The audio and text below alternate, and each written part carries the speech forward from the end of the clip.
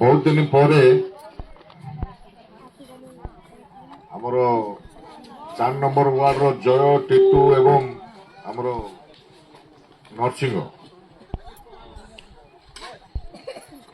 तीन जन जो मनमाली नथिला आम समस्त अनुरोध रक्षा करी से आज तीन भाई भाया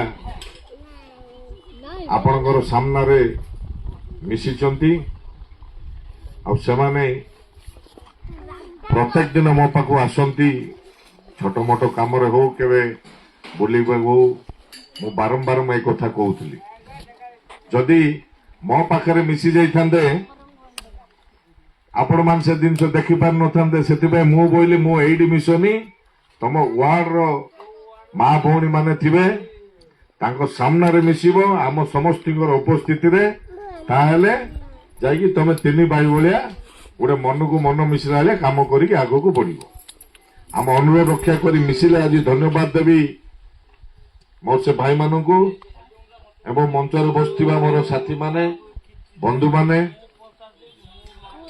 बड़ भाई माने छोट भाई माने एवं सवार उपस्थित थिबा मोर माँ भौणी माने भाई बापा माने समस्त को आज मो तरफ अनेक अनेक शुभेच्छा जनाऊँगी जे पटिगुड़ा पंचायत कथा पटिगुड़ा पंचायत गठन केते वर्ष हो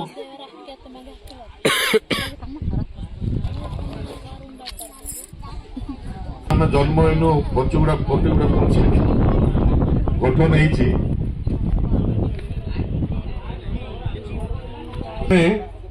केथर ये सरपंच जीतवा दुईथर आज्ञा दीथर एत वर्ष भितर दीथर आम जीतिकी सफल होइचे बाकी सब समय आम हारीचे आस मामू जिला शासन काल भितर आम दुईथर ही सफल होइचे एपटे ध्यान दियो कथा को मु जिते इलेक्शन ठिया सब इलेक्शन रे मते पंचायतवासी लीड देइछन किंतु सरपंच समिति आमर हारी जाऊँ बड़ दुखर कथा बड़ दुखर कथा जदि यहीपरी परिस्थिति बारंबार हम बोले पंचायत विकास करवा लोकर काम करवा एवं पंचायत माने एकजुट माने एकजुट रहा कथा से जिनसटी रही हो कारण बहुत चालाक चतुर लोक आम दलर आम साथी मानकर जो निरीह मनोभाव रोचे एमानकर जो सरल विश्वास रोची से आगू महरा करिकी इलेक्शन समय सफल हो जाऊँ बर्तमान आम बेल थाऊ थाऊ दीप सजाड़ार अच्छी बेल थाऊ थाऊ बंध बांधार अच्छी ना पानी भासिकी पलैब से मु समस्त को डाकिकी बसिकी आलोचना कलु जे आम किसी समय आगरू आम आम पंचायत संगठन कर आग को बढ़ा पंचायत निर्वाचन में सफल हो पार आमर उद्यम जारी सबुदिन आ सहित जिला परिषद रोची सरपंच समिति सभ्य जिला परिषद रोची आम सबु जाओ कि सफल होगा एवं यू आम टी गोविंदपुर स्टार्ट करके गोटे गोटे पंचायत में सारी सारी आम जीवा बोली मोर लक्ष्य स्टार्ट होइछे गोटे गोटे पंचायत गोटे गोटे गाँ बुली बुली बुली कार्य करी आग को बढ़ा एथिरे समस्त को सांगे लेकी समस्त को जोड़िकी आग को बढ़ापी कार्य स्टार्ट करवा पटिगुड़ा पंचायत विशेष करी कहबार कारण जे पटिगुड़ा पंचायत आमर नेतृत्व नेला भली बहुत मजबूतिया साथी मान अछंती किंतु पंचायत भीतर जो कंदल होची तांगे फेसी की जो आगू को बढ़िबार विजन रोची ताके सफल हो पारुना थाए गोटे गोटे पंचायत रे माने एमिति दक्षता लोक थिबे 2-4टा पंचायत को तांगे हैंडल करि परिबे से प्रकार दक्षता अच्छे पंचायत मोर साथी मान जे निज निज भितर न पड़ा द्वारा आउ 2-3टा पंचायत को फोकस दे कार्य करने को टिके माने ସଫଳ ହେଇପାରୁନାହାନ୍ତି। ସେଥିପାଇଁ ଆମେ ସମସ୍ତେ ଏକ ହେଇ କାର୍ଯ୍ୟ କରିବା।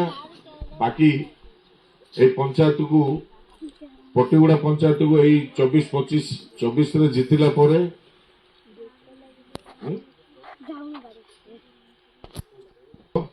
ବିଭିନ୍ନ ଗାଁକୁ କାମ ଦିଆଯାଇଛି। ବାକି ଆହୁରି ରହିଛି 3 ବର୍ଷ। ଏବେ ମଧ୍ୟ କିଛି ରଖାଯାଇଛି ଯେ ଏଇସବୁ ପଞ୍ଚାୟତ ଗୁଡ଼ିକ ଅବହେଳିତ, ମାନେ ବହୁତ ଅସୁବିଧା, ମାନେ ରୋଡ ରାସ୍ତା ନଥିଲା ଏବଂ ଗାଁର ବିକାଶ କରିବା ପାଇଁ କଷ୍ଟ ହଉଥିଲା। ଏବେ ସବୁ ରୋଡ ରାସ୍ତା ମୁଁ ଜିତିଲା ପରେ ଗୋଟେ ଗୋଟେ ସିଷ୍ଟମ କରିକି ସବୁ ଗାଁକୁ ଯେମିତି ରୋଡ ରାସ୍ତା ଠିକ ହେଇପାରିଛି ଏବଂ ଗୋଟେ ଗୋଟେ କାମ ମଧ୍ୟ ଆଗକୁ ବଢିକି ଚାଲିଛି। ଇଏ ହଉଛି କଥା। ବାକି ଲୋକଙ୍କର ସେବା ଆପଣମାନେ ଦେଖୁଥିବେ, ବିଜେଡିର ସରକାର ଥିଲା ସେହି ସମୟରେ ଆମେ କୋଉ ପ୍ରକାର ହଇରାଣ ଅସୁବିଧାରେ କାର୍ଯ୍ୟ କରୁଥିଲେ, ହେଲେ ମଧ୍ୟ ସଂଗ୍ରାମ ଜାରି ରହିଥିଲା। ସାଥୀମାନେ ସମସ୍ତେ ସଂଗ୍ରାମ କରୁଥିଲେ, ମୁଁ ମଧ୍ୟ ତାଙ୍କ ସାଙ୍ଗେ ରହି ସଂଗ୍ରାମ କରିକି ଆମେ ସଫଳ ହେଇପାରୁଥିଲେ। କିନ୍ତୁ ଲୋକଙ୍କର ସେବା, ଲୋକଙ୍କର ଅସୁବିଧା ସୁବିଧାରେ ଠିଆ ହେବା, ଏସବୁ କାର୍ଯ୍ୟ ପାଇଁ କୌଣସି ବିଜେଡି ଲୋକ ଆପଣମାନଙ୍କୁ କେବେ ସହଯୋଗ କରିନାହାନ୍ତି। କରିଛନ୍ତି କିଛି କରିନାହାନ୍ତି। ଯାହା ସରକାରୀ ସାହାଯ୍ୟ ମିଳୁଥିଲା ତାକୁ ଲୋକଙ୍କ ପାଖରେ ଯୋଗାଇ ଦଉଥିଲେ, ବାହା ମାରୁଥିଲେ। ବାକି ଜିତିଲା ପରେ ଯିଏ ଯାହାର ପ୍ରପର୍ଟି ବଢେଇକି ଚାଲୁଥିଲେ। କିନ୍ତୁ ଆପଣମାନଙ୍କ ପାଇଁ କିଛି ନାହିଁ, କିଛି ସେବା ମଧ୍ୟ ଯୋଗାଉନଥିଲେ। ଆଉ ଆମର ସାଥୀମାନେ ଯେତେ ଅଛନ୍ତି ପଞ୍ଚାୟତରେ ସମସ୍ତେ, କୌଣସି ଲୋକର କିଛି ଅସୁବିଧା ହୁଏ, ଭଲ ମନ୍ଦ ହୁଏ, ସମସ୍ତେ ମତେ ଜଣାନ୍ତି ଏବଂ ସାହାଯ୍ୟ ତାଙ୍କ ପାଖରେ ମୁଁ ନ ଆସିଲେ ମଧ୍ୟ ତାଙ୍କ ଦ୍ୱାରା ପହଞ୍ଚିଥାଏ। ଏବଂ ମେଡିକାଲ ସାହାଯ୍ୟ ହଉ, ସବୁ କ୍ଷେତ୍ରରେ ମୋର ସାଥୀମାନେ ସମସ୍ତେ ଯାଇକି କାର୍ଯ୍ୟ କରି ଲୋକଙ୍କ ପାଖରେ ସେବା ଦିଅନ୍ତି। ଏହିପରି କାର୍ଯ୍ୟ ମଧ୍ୟ ଆମର ସବୁଦିନେ ରହିଛି ଏବଂ ରହିକି ଆସିବ।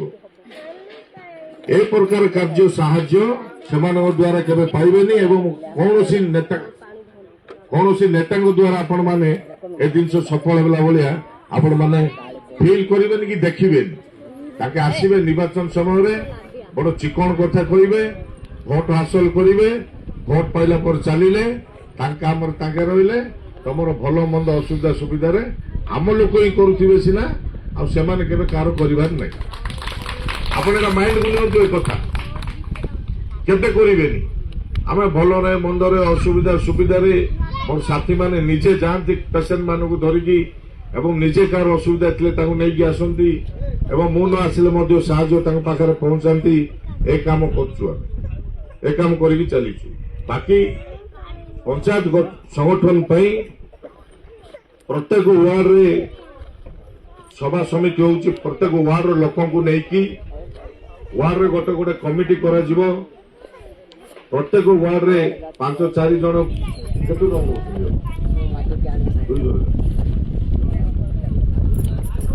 2-4-5 ହୁଅନ୍ତୁ, ନିଆଯାଉଛି। ସେମାନେ ସେ ୱାର୍ଡର ଦାୟିତ୍ୱ ନେବେ। ସେଇ ୱାର୍ଡର ଲୋକଙ୍କର କିଛି ଅସୁବିଧା ସୁବିଧା ହେଲେ ଡାଇରେକ୍ଟ ତାଙ୍କ ପାଖକୁ ଜଣାଇଲେ, ସେମାନେ ଜଣାଇବେ ସଭାପତି ମୋ ଜଣାଇବା ଦ୍ୱାରା ମତେ ଜଣାଇବେ, ତାଙ୍କର କାର୍ଯ୍ୟ ହେଇକି ଯିବ। ତାପରେ ସବୁ ୱାର୍ଡର ସଭା ସରିବ, କମିଟି ଚୟନ ହବ। କମିଟି ଚୟନ ହେଲା ପରେ ସେ କମିଟି ସୀମାଞ୍ଚଳ ଯିବେ। ପ୍ରଭୁ ନରସିଂହ ଠାକୁରଙ୍କ ପାଖରେ ଗୋଟେ ଶପଥ ତ କରିବେନି, ସମସ୍ତେ ଯିବେ ନିଜ ନିଜ ମନର କଥା କହିକି ପ୍ରଭୁଙ୍କର ଦର୍ଶନ କରିବେ। ଦର୍ଶନ କରିକି ଆସିବେ, ଲୋକଙ୍କର ସେବା କରିବା ସହିତ ଏବଂ ପଞ୍ଚାୟତର କେମିତି ଜିତିକି ଆସିବା ଏବଂ ସେମାନଙ୍କର କାର୍ଯ୍ୟଶୈଳୀ କେମିତି ଭଲ ରହିବ ଏବଂ ସେମାନେ ବି କେମିତି ଆଗକୁ ଯିବେ, ତା ପାଇଁ ଗୋଟେ ବୈଠକ କରି ଆଗକୁ ବଢିବା ପାଇଁ ଆମେ ଗୋଟେ ନିଷ୍ପତ୍ତି ନେଇଛୁ। ପ୍ରତ୍ୟେକ ୱାର୍ଡର ଆମର କମିଟି ହେଲା ପରେ, କମିଟି ପ୍ରଭୁଙ୍କର ଦର୍ଶନ କରି ଆସିଲା ପରେ ଗୋଟେ ପଞ୍ଚାୟତ ମିଟିଂ ହବ। ପଞ୍ଚାୟତ ମିଟିଂରେ ଆମେ ସମସ୍ତେ ଏକଜୁଟ ହେଇକି ଗୋଟେ ନାରା ଦେବା ଯେ ଆଗାମୀ ପଞ୍ଚାୟତ ନିର୍ବାଚନରେ ଆମେ କେମିତି ସଫଳ ହେବା ଆଉ ଆମ ନିଜ ଲୋକଙ୍କୁ ଆମେ କ୍ୟାଣ୍ଡିଡେଟ୍ କରିବା। କୋଉ ଦଳରୁ ଆଣିକି ନାହିଁ, ଆଉ କାହାକୁ ଭରସା ନାହିଁ। ଏମିତି 2-3 ଥର ହେଇଛି। 2-3 ଥର ଆମେ ଠକାମିରେ ପଡିଛେ। ମୁଁ ମଧ୍ୟ ବାରମ୍ବାର ଆମର ସମର୍ଥକ ଆମର ଭାଇମାନଙ୍କ କଥା ଶୁଣିବାକୁ ବାଧ୍ୟ ହଉଛି। ମୁଁ ବୁଝେଇଲେ ବି ସେମାନେ ବୁଝୁନଥିଲେ, ଏବେ ବୁଝିଛନ୍ତି। ଆଉ କୁଆଡୁ ଆଣିକି ଆମେ ଭଡାରେ କାମ କରିବାନି। ଆମର ନିଜର ଷ୍ଟ୍ରେନ୍ଥ ଅଛି। ଆମ ଲୋକ ହିଁ କ୍ୟାଣ୍ଡିଡେଟ୍ ହେଇକି ଆଗକୁ ବଢିବେ, ସମସ୍ତଙ୍କୁ ନେଇକି କାର୍ଯ୍ୟ କରିବେ। ବାକି ଭଲ ମନ୍ଦ ସୁବିଧା ଅସୁବିଧାରେ ମୁଁ ଆପଣମାନଙ୍କ ସାଙ୍ଗରେ ରହିଛି, ସବୁଦିନ ଅଛି। ଆପଣମାନେ କୌଣସି ଭୟ କରିବାରେ ନାହିଁ। କେତେ ବାଧା ବିଘ୍ନ ଆସିଛି ଏବଂ ଆସୁଥିବ ଯାଉଥିବ, କିନ୍ତୁ ଆମେ ଆମ ଲୋକଙ୍କ ପାଇଁ କାମ କରିବା। ଆମ ଅଞ୍ଚଳଟି କେମିତି ମଜବୁତ ରହିବ, ସାନଖେମୁଣ୍ଡି ନିର୍ବାଚନ ମଣ୍ଡଳୀଟି, ସାନଖେମୁଣ୍ଡି ବ୍ଲକଟି, ପଟିଗୁଡ଼ା ପଞ୍ଚାୟତଟି, ସବୁ ପଞ୍ଚାୟତ ମଜବୁତ ରହିବ।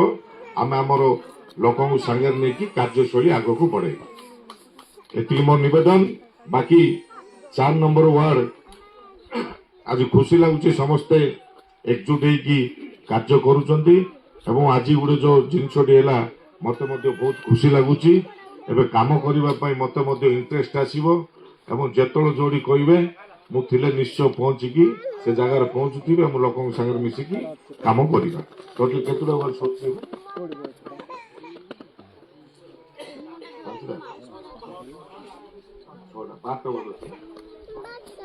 ଟୋଟାଲି 12ଟା ୱାର୍ଡରୁ 6ଟା ୱାର୍ଡର ବୈଠକ ସରିଛି, ଆଉ 6ଟା ୱାର୍ଡ ସରିବ। 6ଟି ୱାର୍ଡ ବୈଠକ ସରିଛି ଏବଂ ଆଗକୁ ଆଉ 6ଟି ୱାର୍ଡ ବୈଠକ ସରିବ। ତୁରନ୍ତ ସାରି ଦିଅନ୍ତୁ, କାହିଁକି ବର୍ଷା ପାଖାପାଖି ହେଇଯିବ। ତା ଆଗରୁ ଆମେ କାମ ସରେଇ ଦେଇଥିବା, ତାପରେ ଯିଏ ଯାହା କାମରେ ଲାଗିଯିବେ। ତୁରନ୍ତ କାର୍ଯ୍ୟ କରିକି 12ଟା ୱାର୍ଡର ଗୋଟେ ପଞ୍ଚାୟତ ମିଟିଂ ଡାକିବା। ଆମର ପଟିଗୁଡ଼ା କାଳୀ ମନ୍ଦିର ଟୁଟାରେ, ସେ ଟୁଟାରେ ଆମର ସବୁଦିନ ମିଟିଂ ହୁଏ। ବହୁତ ଖୁସି ଲାଗେ ସେ ଟୁଟାଟି, ଆଉ ସଫଳ ମଧ୍ୟ ହୁଏ।